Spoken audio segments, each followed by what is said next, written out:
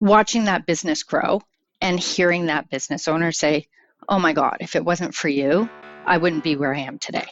Those feelings, that's what makes my day.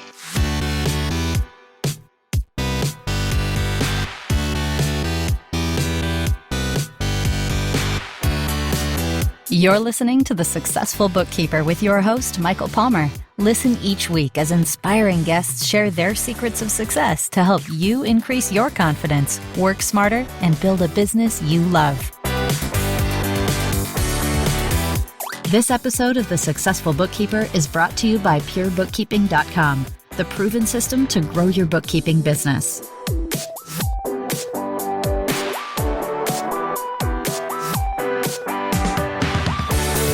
Welcome back to the Successful Bookkeeper Podcast. I'm your host, Michael Palmer, and today's show is the first of a two-part series.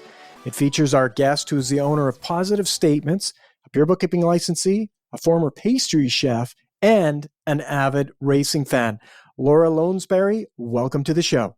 Thank you, Michael. Thank you for having me. Yes, and I'm excited to learn more about you, and I am a racing fan as well, so that's something I didn't know about you, and we can maybe learn more about that a little bit later. But before we get into all of it, please tell us about your career journey leading up to this point. Well, as a career entrepreneur, I think that my path probably started with my dad. He worked for companies until I was probably about 12 and then opened up his own business. So I learned the life of being an entrepreneur from my dad for sure.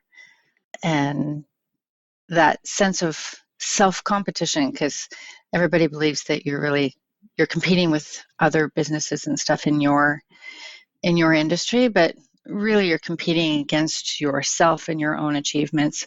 So I learned that hard work and stuff from him. It's nice to hear. And I just recorded a podcast yesterday where we were joking that the guest it was Amber Mack, and she was saying very similar. She learned so much from her father, who was an entrepreneur, both successful and unsuccessful at points of his journey, and world's best dad and a great business advisor. Oh, exactly. And the only unfortunate part for me is that my dad is in Ontario, and I moved out here when I was 23 to British Columbia. So I don't have that frequent access to him that I once had. And our industries are so completely different. But mentorship, I think, and it's funny as you say that, successful and unsuccessful. I think that almost every single entrepreneur out there is you've had to have fallen at some point, and it's just a matter of, did you get back up and continue on as an entrepreneur, or did you throw in the towel and go back to the security of working for someone else? So, and it's those life lessons of your first business that really put things into perspective for you and show you those pitfalls and what to avoid as you go forward. So it's definitely, you learn from your own mistakes. So true. The word entrepreneur is to enter, and sometimes the door is shut. So you're banging your head against the door. Exactly. You got to keep banging until it breaks open the door and you move past. But There's always another door. There's lots of doors to go through in the journey of being in business in any way. But for sure, running our own businesses, that's sometimes what it can feel like, is a series of locked doors and no ability to do anything but bang our head against the door. Exactly. And if you don't surround yourself, I think that's one of the key objectives, is to immerse yourself into the industry that you're in and wanting to succeed in. And part of that immersion is surrounding yourself with people in your own industry that have been ahead of you, have learned those pitfalls to watch out for. In my first business, I may have been maybe a year or two into it when I started realizing, if I had only met you, like this certain person, when I first started, I would have saved myself literally thousands of dollars and work hours on things that just didn't work. And I swear, as far as industry salespeople are concerned, they can smell a new entrepreneur from miles away. And you become targets of, well, if you just get this, it'll improve your systems. And it's like, it might have nothing to do with your industry, but sales are sales. And if you locked in, well, that's your problem, right? Where if you have a mentor in your industry, they'll tell you, oh, well, if you're working with this, then this is the tool that you need. You don't need this and you don't need that. Just focus on this over here, or this worked for me. And it will save you so much time. But trying to do it alone, that's extremely difficult and extremely risky as far as I'm concerned.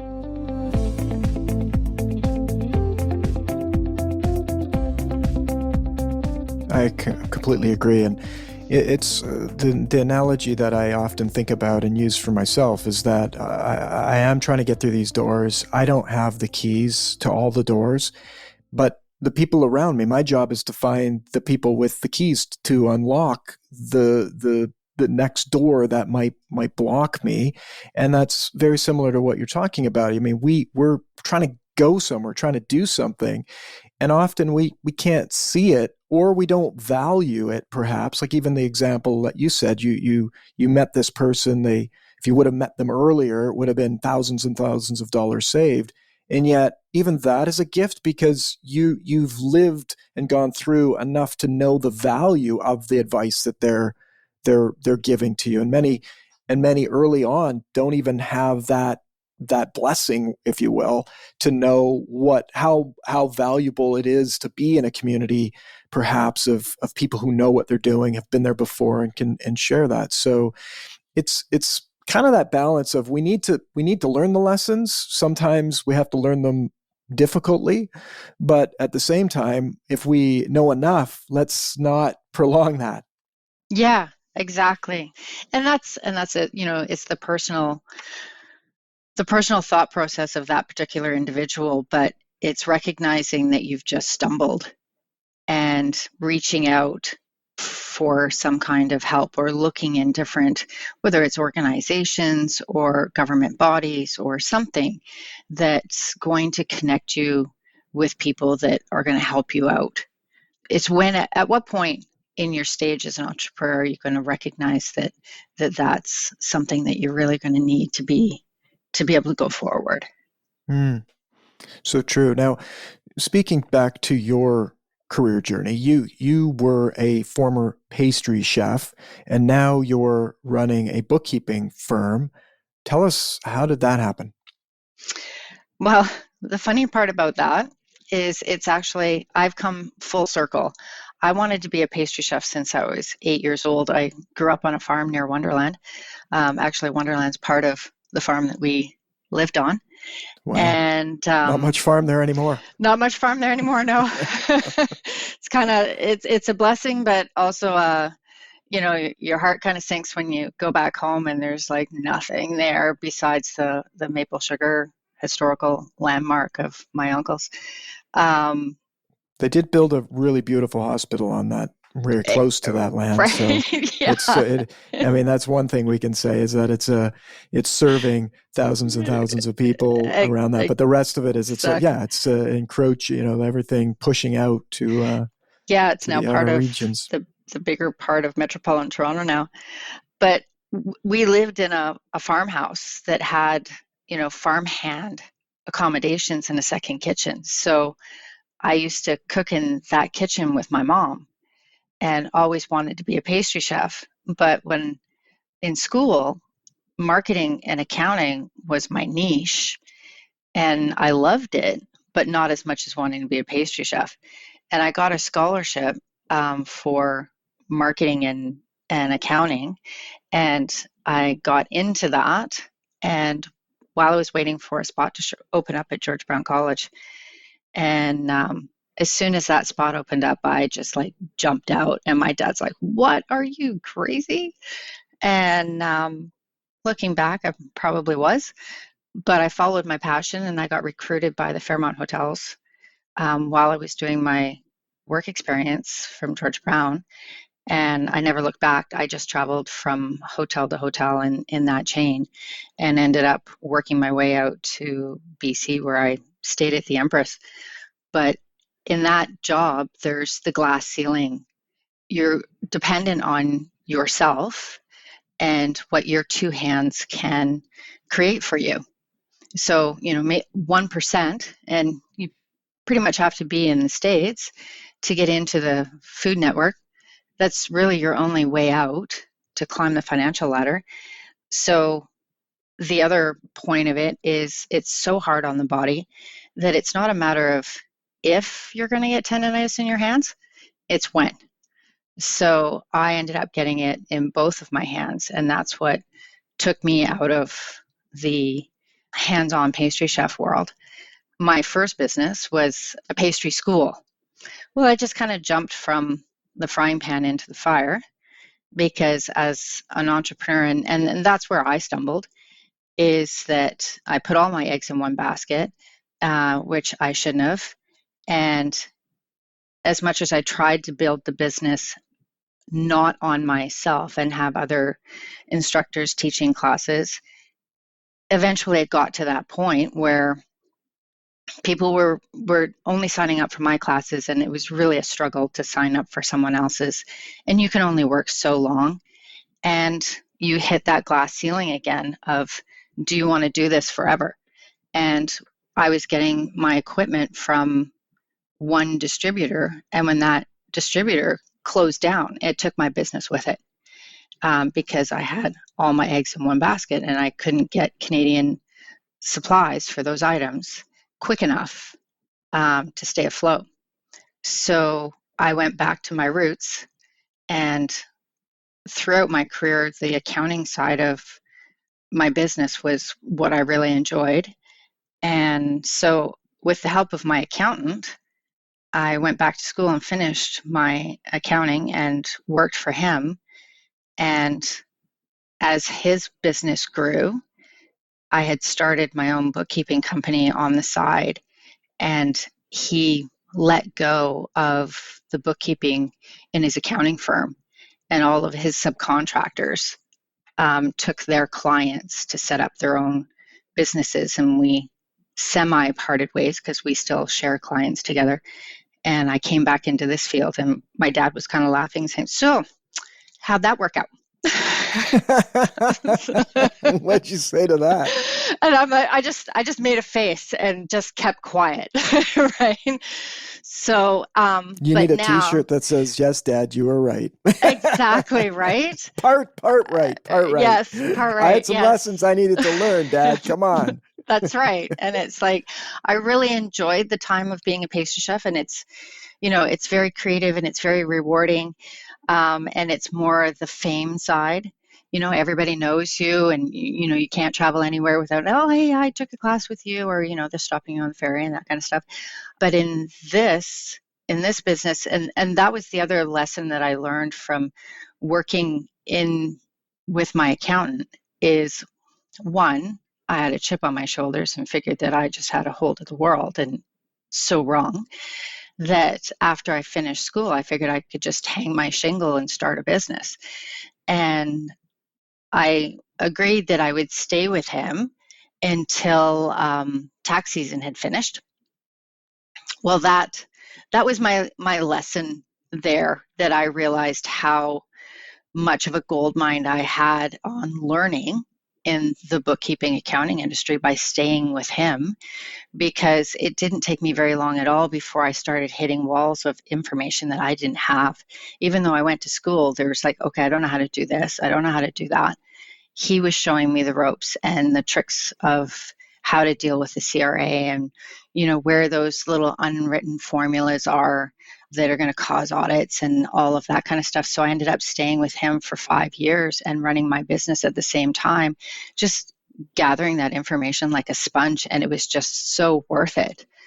It was probably the best thing for my firm. And then watching him build his firm, the other point of it is because I was a subcontractor, I also got to see the mistakes that he was making in his business as he was growing, and seeing that you can choke your business by taking on too many clients too fast. and, not having the support foundation of systems and processes and staff to help you out as you grow.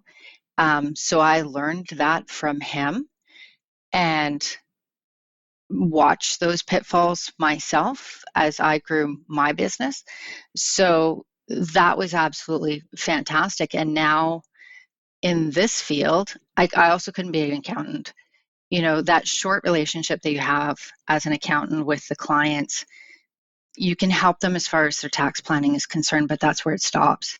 In bookkeeping, we're in there in the weeds with the clients growing their business, and they're reliant on you. And when you can show your clients your value of you're in there with them as their support team, that's a relationship that just it's pretty much there for life. And that is very rewarding. That's probably the best thing that I enjoy about having a bookkeeping firm is working with the clients and showing them pitfalls and showing them how, in my terms when I'm speaking with them, is like, okay, when you come to this business, I classify us as the nosy bookkeeper. We read your documents, even though we're virtual. We do read your documents as we post this, so we learn your business. And it's like walking down the street naked. You can tell me whatever you like, but the numbers are going to tell the truth of what the story is of your business. And through formulas in certain industries like hospitality and stuff, you can, and that's the great thing about me coming up in hospitality, which is one of the fields that we specialize in, is we can see those formulas of whether your menu's working for you. Are you overspending in staff? There's a formula between your alcohol purchases and your beverage purchases that can tell me whether you have theft going on in your business. And we can call them up and say, hey, you need to watch this particular shift. We're seeing a pattern of increase in costs on weekends or Wednesdays. And they're so thankful that they're like, oh my God, you're right. That's exactly what was happening. And we've terminated that person. Right. So it's like that relationship just means everything to me. So I'm glad I'm where I am now. And my dad laughs a lot.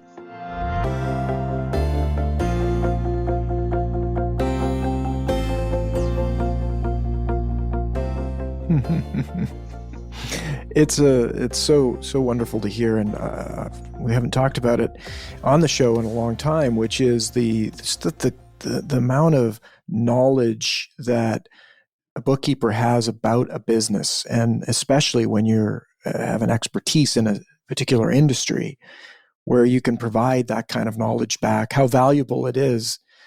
I have a very close story to that in this area, which is Janet Zuccarini, who is on MasterChef Canada as one of the master chefs.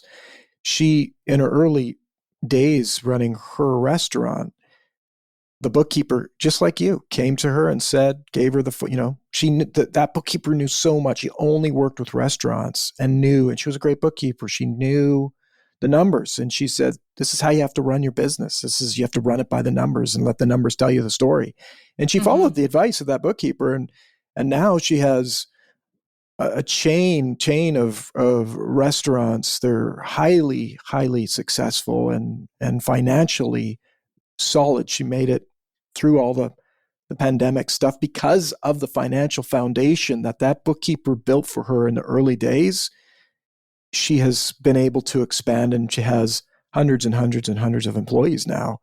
Without that, she would likely have not been successful. The other interesting part of that is that because of those numbers, she traveled all the time. She was an absentee owner of these restaurants for a long period, where she'd be on a sailboat somewhere, and she had her staff running the restaurant, and the bookkeeper would send the reports, and if the numbers weren't adding up, she knew it was time to push a button here or go somewhere there. It literally enabled her to be an absentee owner. I mean, how valuable is that? Mm-hmm. Absolutely. And that's one of the great things that's now happening in in the majority of industries is as we start adapting to technology and embracing that. And I'm seeing that is really a key factor. Is this like, if you are holding on to this is the way we've always done it and it's always worked, your business is standing still or being left behind. And it's one of our key sales pitches to our clients is like, you can run your business. It doesn't matter what your business is.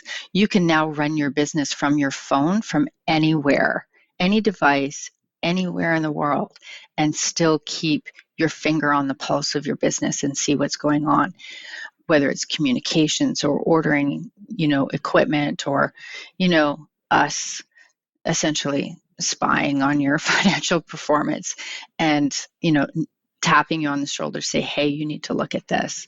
You need to respond to this. And here's the evidence that says that this is a real situation. Customers are like, oh, that's fantastic. Or I don't have to chase paperwork anymore. I just take a photo and I walk away. Yes, it's that simple.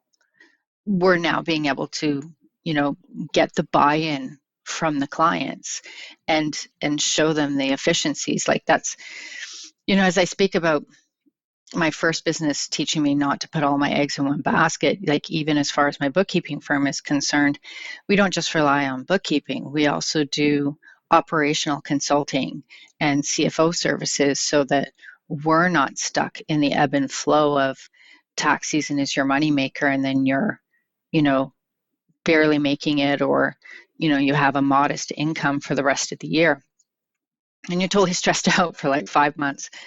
Instead, that part of our business has steady, stable income. So, and it also provides that great feedback from our clients that, no, here, we're gonna help you with this and help you, build those efficiencies into your business and say, here, this app will work for you. There's 3 industries that we specialize in, and we just kind of hone in those. And more as my business grows, we tend to just focus on those 3 and go to stuff that's related to construction or hospitality, retail. And amazingly enough, because of our systems that we've adapted in the apps that we're using, and we're still learning all the time. There's people in those industries that, as far as I'm concerned, are way more knowledgeable than me, even though we do a lot of retail. There's e-commerce specialists out there, Rate and Pure Bookkeeping, as great resources to help yourself out. But being able to show a small company, for example, we have a jewelry manufacturer that was just before COVID hit. Her main business was just to do markets, and she had staff that set up at markets and stuff, and she did a kiosk in a mall, and it was through the numbers of the difference between the kiosk in the mall and the markets to pivot to having a permanent retail location. Well, the timing couldn't have been any better, but she's gone from having her markets, COVID hit, she put a retail outlet in, put a studio on her home property where people could do appointments. And now she's grown from a $50,000 a year profit business to 1.5 million in 3 years. Wow. Right? Just by putting in systems and apps and, stuff that's going to save her time and monitor her business at the same time. And luckily, from us working with other retail places, we've had the knowledge of this app works. This will allow your staff to communicate in real time between the studio that's making the jewelry and the retail outlet in the mall on what's available. Can we make it? Can we have a customer come down at an appointment?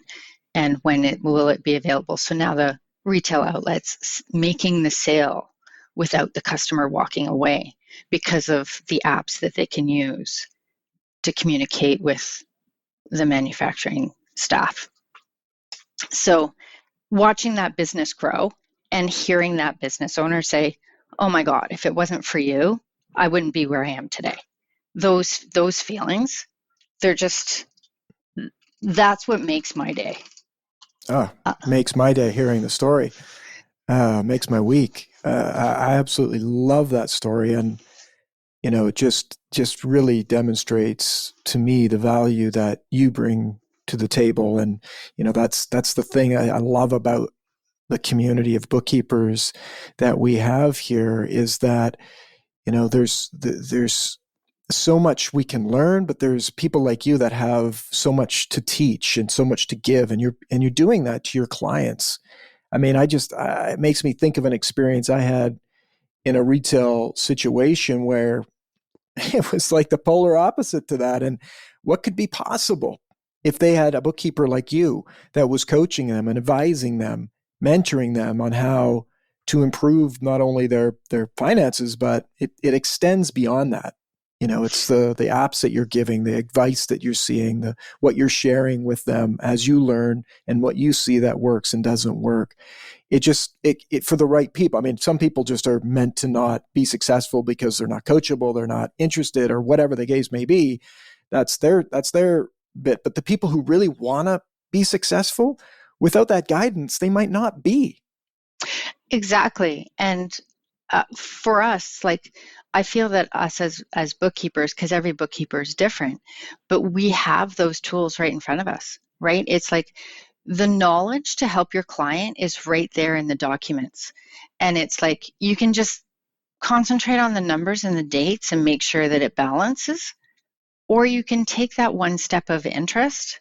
And I think that that's really it, is like, are you interested in the business? Do you want to help them build their business? Because everything, like, I know what my clients have because I'm watching their receipts. I'm seeing what apps they have and they don't.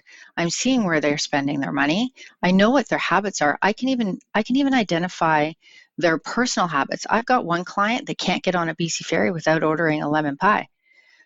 Or another one that he's a restaurateur, and every time he gets gas, he buys coconut water. And I keep saying that takes, it started as a joke that, okay, you're now paying us to split out that coconut water because it's a personal expense.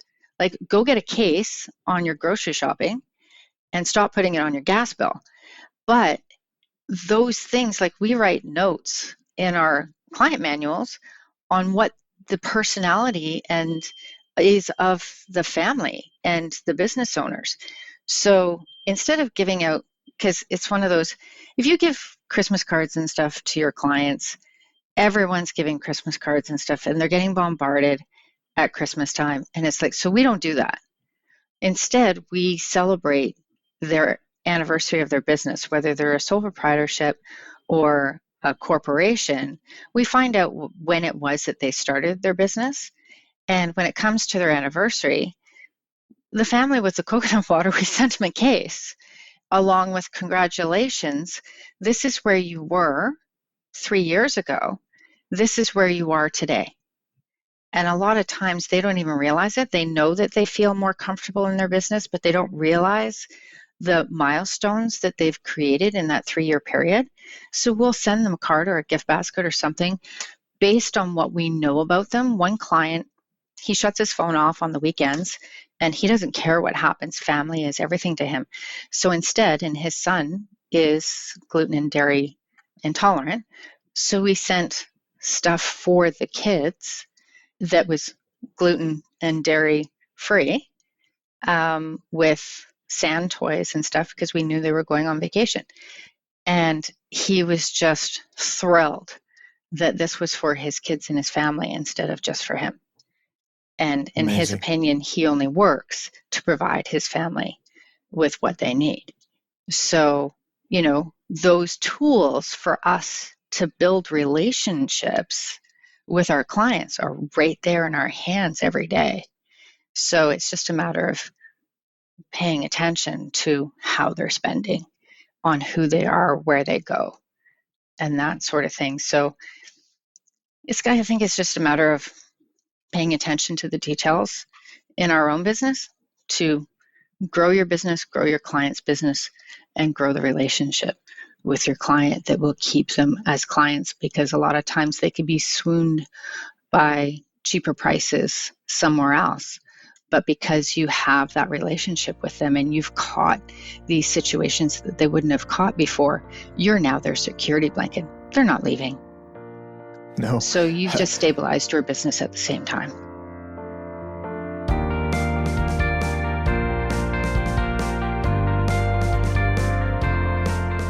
Absolutely. And that is absolutely the case. Like you think of these couple of examples that you've given, $50,000 to 1.5, growing the type of personal care that you're giving them.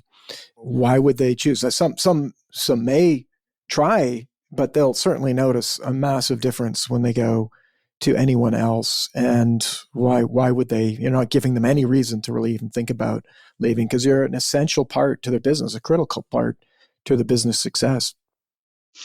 Well, and even to that point, my retailer that manufactures, she did leave at one point. She was just like, I just can't afford, because our pricing is the same as what most accounting firms are. And I realized that that's higher than individual bookkeeping firms, but it's like our explanation is what we bring to the table. And so she left, but she only left for 9 months and came back and said, I'm so sorry. I see the value in our relationship, and can you fit us into your schedule again? And I'm like, yeah, sure, great to have you back.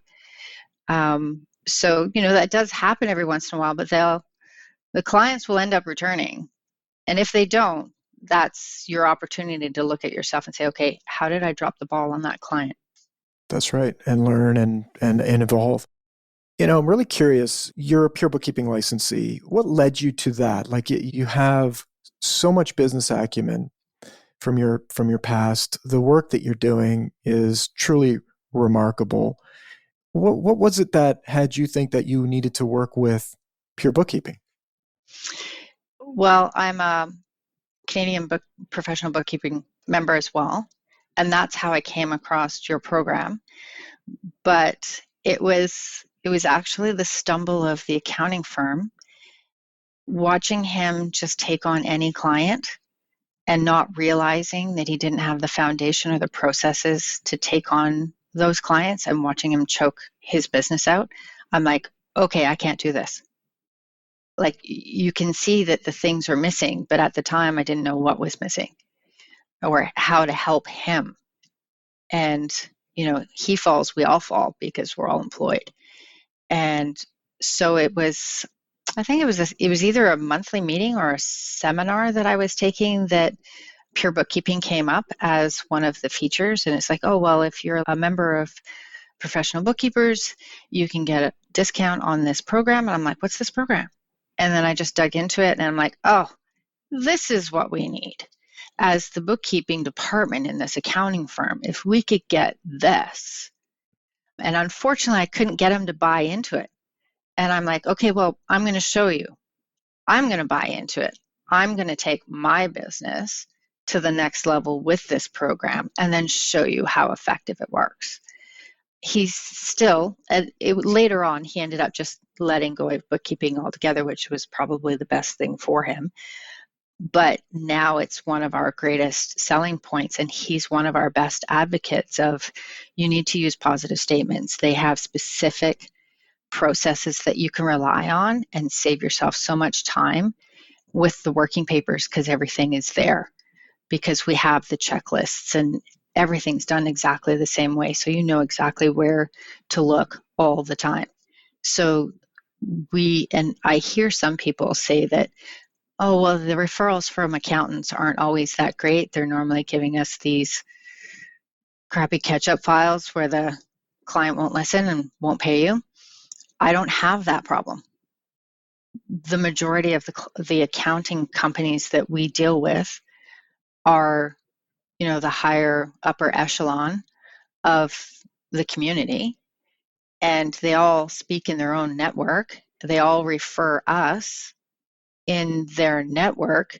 So you kind of, by having this system and them speaking about it, elevates us as well to work with the upper echelon customers and the upper echelon accountants. So there's none of that back and forth of, can you get me this? Can you get me that? Because we already know, and it's already included in our checklist. And I can feel comfortable going away because my staff have to follow those checklists. That's the only thing. It drove me crazy in his firm. Oh, well, Mary does it like this, and Adam does it like that. Why? Why do they do it like that? Why do you allow that? And it's like, so Adam goes away and nobody knows where he is, like in his processes, because he has his own processes that nobody knows how to do. And I'm like, no, that's not happening. So with our system, with pure bookkeeping, everybody does everything exactly the same way. And they're like, oh, well, we could do it like this. No, you can't. It's like this. Oh, if I'm going to speak about the pure bookkeeping practice, one of, and sorry, I forget her name at the moment, that Debbie. Yep, Debbie Roberts, One of the things that she says in there, which was another one of my life lessons, you get the licensee program, you start to implement it, and you think that your business is different from everybody else's and you can waver from some of the rules. Well, did I learn my lesson from that? Part of the hiring process in the podcasts and stuff that she does, and I think it's even in the HR module, is don't hire an accounting student to be a bookkeeper. And of course, because I was dealing with accounting firms and came from an accounting company in my past, I figured that I could go ahead and, no, these guys are great. No, she's absolutely right. I learned my lesson. I went through 3 staff that accounting and bookkeeping are 2 totally different animals, and they skim at the higher level of just numbers and not people and details, where bookkeepers do. And the amount of money that you spend on recruiting and your time, if you're in billable, which we were, those billable hours I can't bill out because I'm training staff. So I'm losing billable hours on my time. They're not being as effective as they could be. And here you are 3-4 months later, letting this person go because it's not working out. And it's just like, no, I learned, I apologize. If it says not to do something in the pure bookkeeping setup, don't do it.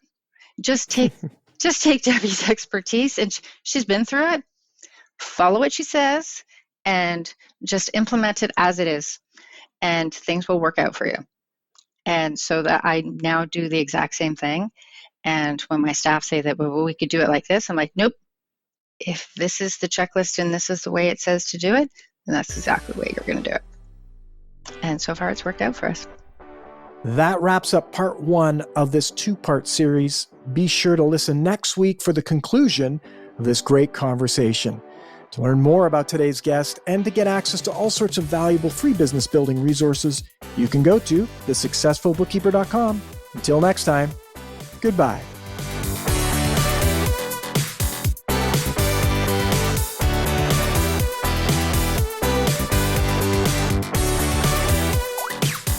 You've been listening to The Successful Bookkeeper with Michael Palmer. For more information and to download the resources mentioned in this episode, please visit us at thesuccessfulbookkeeper.com. Thank you for listening.